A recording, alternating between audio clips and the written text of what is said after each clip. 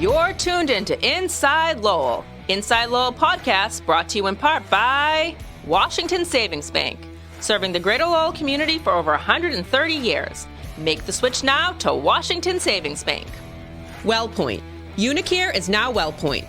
New name, same commitment to Massachusetts. At WellPoint, your whole health is their whole point.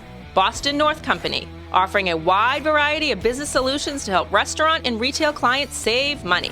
Boston North. Mahoney Oil Company, providing warmth and protection to families in Greater Lowell and Southern New Hampshire since 1925. That's Mahoney Oil. Francis E. Preventia Insurance. For auto, home, business, and life, trust the agency Greater Lowell has counted on for more than 40 years. Francis E. Preventia Insurance.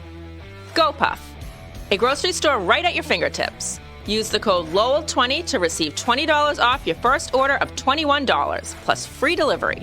Download the GoPuff app or visit gopuff.com today. And by the Massachusetts Pirates, bringing all the hard-hitting action and excitement of arena football to the Tsongas Center in Lowell. Get your tickets today by visiting masspiratesfootball.com. And now, time for another Inside Lowell podcast. Inside Lowell. If Lowell is your home, this is your place.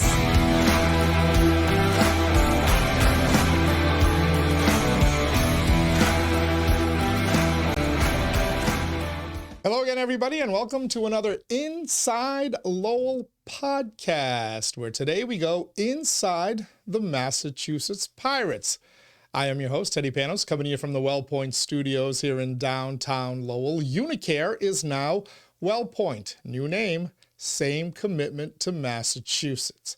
At WellPoint, your whole health is their whole point. I knew I was going to butcher that one of these times, but we thank you for joining us here on this Inside the Pirates podcast, and we thank our guest for joining us as well. Not only is he a quarterback, the quarterback last week on the Massachusetts Pirates, but he's also a local kid playing high school ball at Westford Academy, and unless I have this wrong, Connor, living in Tewksbury, Massachusetts, right? Yeah, currently living in Tewksbury right now.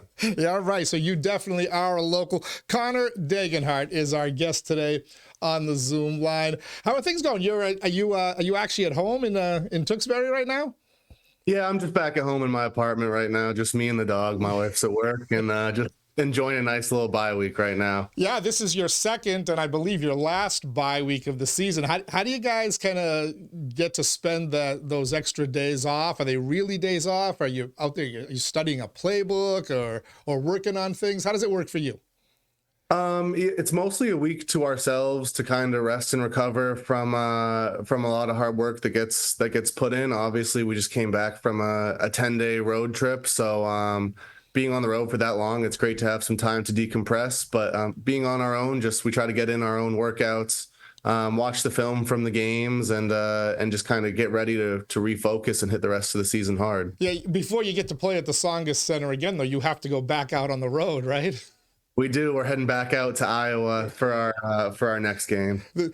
I laugh when I see some of this. So Sioux Falls and Iowa and where were you in North Dakota? Even though you were playing a team from South Dakota, not to denigrate those areas, but man, where's the Vegas trip? Right? Where are some of those more exotic destinations as a road trip for you guys? I know. I heard that last year they did the little 10-day trip we did, but they were out in Arizona for 2 weeks. So I was kind of jealous when I heard that they got to enjoy some nice weather last year. But I see on the schedule later in the year we're going down to Jacksonville, Florida. So that'll be nice. I think they have us down in San Antonio and some other places like that. So there's good weather places coming up. But I mean, whenever you're on the road, it's all business anyways. There's not a whole lot of time for sightseeing and stuff like that. So you were kind of a late signing, right? If I remember correctly, the Pirates signed you the week leading up to the season opener or the home opener, right? It was well after they had started practicing, right?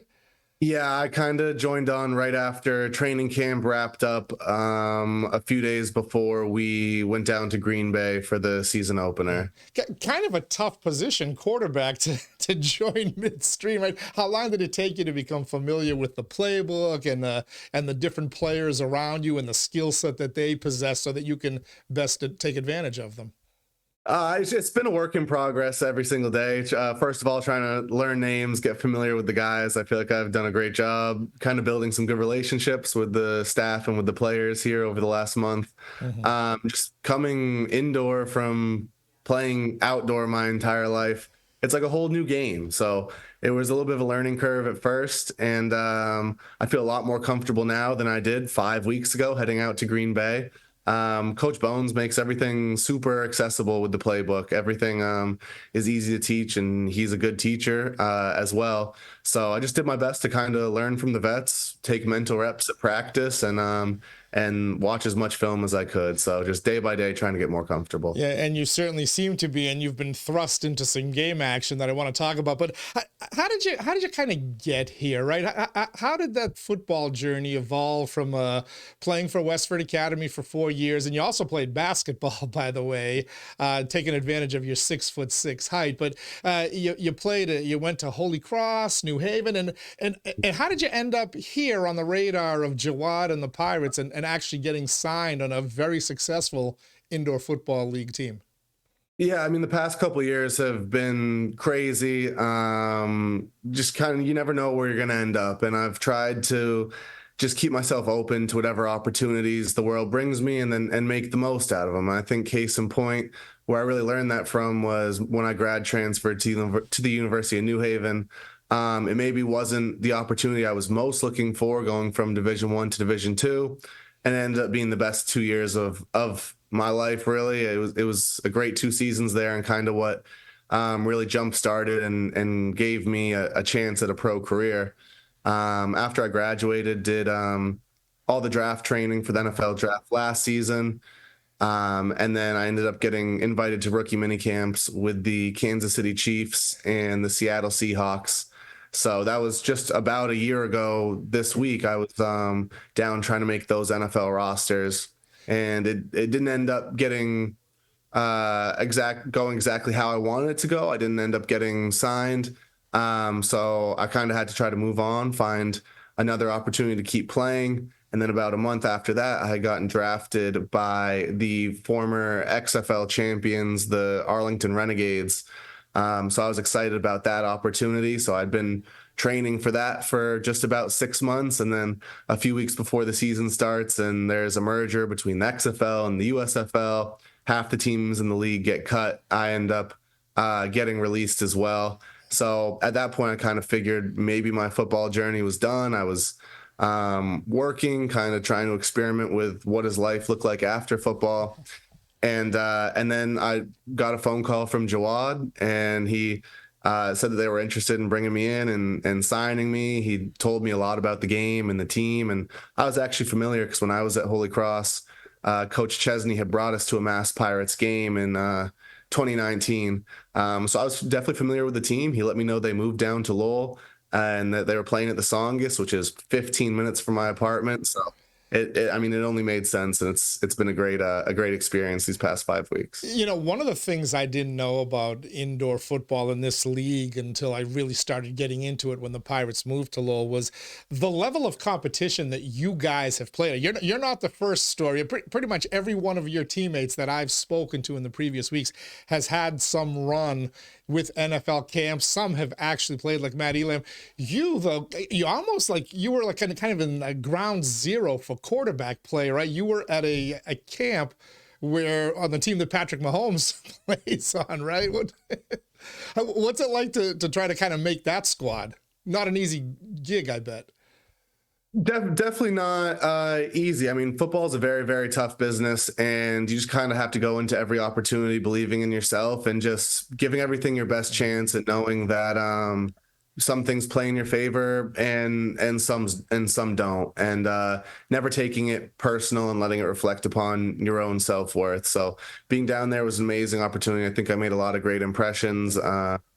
getting to learn from a week from Andy Reid and getting to learn from a week from Pete Carroll and Shane Waldron and the guys on the Seattle staff, an amazing experience. The players that they have out there are absolutely unreal.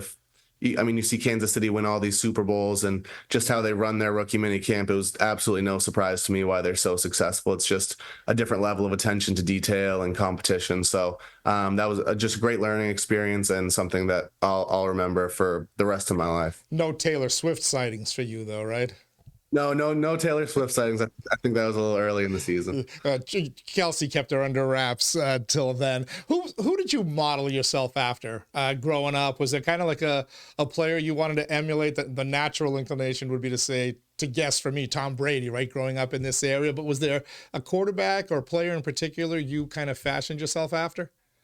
Yeah, I mean, obviously growing up in New England, you see Tom Brady every day, and who else better is there to want to be growing up and playing quarterback, the ultimate competitor, the ultimate winner, the GOAT of all GOATs. So I've loved Tom Brady my whole life and tried to do my best to emulate that winning mentality. But my favorite player always growing up was Aaron Rodgers. In my house back in Westford, I have a big fat head of Aaron Rodgers down in my basement. I would watch Aaron Rodgers highlights every day on YouTube. My dad got me one of my favorite Christmas gifts ever. My dad got me a signed Aaron Rodgers NFL football that I still have in my room. So that's kind of just who I want to be, who I want to play like, and who I tried to model my game after maybe. But I mean, Aaron Rodgers is one of those guys like Patrick Mahomes and Tom Brady who are just one of one. So I've kind of always tried to just be myself and just try to pick up on tips and tricks that those guys are able to use along the way. So before you guys headed out on the road and you got your real opportunity to shine, you did play a couple of series. The last home game, I was there, and I remember I think Alejandro took up. Nobody ever said anything, but he took quite a hit, and I could hear that helmet cracking, and I instantly thought, oh, that's a concussion, something would happen. And you got on in. First, what was it like actually playing at the Tsongas Center, an arena where you actually used to go watch pro hockey, if I remember correctly, right? Yeah, it was cool. I remember the first time coming into the arena and everything was all set up with the turf down and the boards up. And I was like, wow, like this is kind of surreal. Like I used to be here as a kid up in the stands and now I'm down on the field playing. And it's a really cool environment. You have all the kids hanging over the bench looking to get autographs and high fives. And I remember when I was young and doing stuff like that. So it's a great environment. I think it's the perfect place for the Mass Pirates to be based on, you look at the history of success of the teams like the Spinners and the Lock Monsters who became the Lowell Devils. And I think that it's a great city and a great opportunity for us as a team to really embrace the community. Yeah, it's a ton of fun. And I don't think you guys get to see it at halftime because you're in the locker room, but they actually bring youth teams. There was actually a Pop Warner team one week that was out there on the field playing, and then local high school kids are playing as well. So it's really great for the community. So let's fast forward a little bit to last week. You guys went on the road, and Alejandro actually followed up that hard hit, but he actually played in the first road game. And then all of a sudden last week, he was a last-minute scratch. Did you truly not know until the day of the game that you were going to be starting, or did you guys get tipped off a little earlier? Stuff had kind of been up in the air all week. I remember the day after the game, our coach come up to me and just saying, just be ready to go next Saturday if we need you. And that's no surprise to me. I'm always ready to go, whether Alejandro's 100% healthy or completely banged up. I think it's better to stay ready than to have to get yourself ready at the last minute. So I knew that he was limited at practice a little bit during the week, kind of trying to rehab and fight through things. So I was able to get a lot of reps at practice, which I think helped prepare me. And then when they told me that it was going to be my shot to go out there and start, I couldn't have been more excited. And you've certainly lived up to the opportunity. 4 touchdowns, leading the Pirates to another win, 43-38, if I get the score correctly. And of course, you didn't have all your weapons at your disposal, but arguably the team's best receiver, Isaac Zico, was also kind of a last-minute scratch. So you had to kind of make do with some other guys and find different places to spread the ball.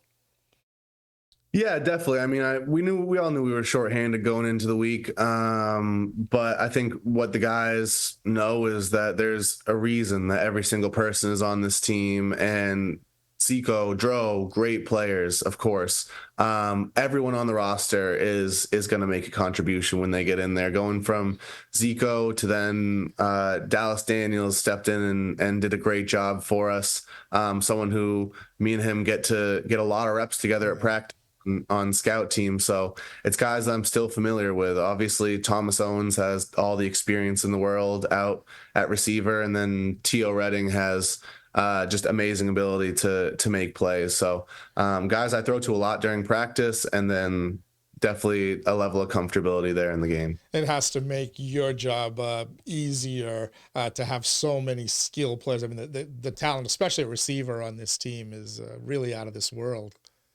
Yeah, it's an absolutely crazy level of talent, which when showing up at practice day one, I had honestly no idea what to expect. I've played Division I, Division II, NFL, was looking to play XFL, now down to the IFL. You never know what the level of talent is going to be somewhere until you get out there on the field. And I've just been super, super impressed since I've been here with how good top to bottom our roster is. Like, everyone in here has played in the NFL at some point.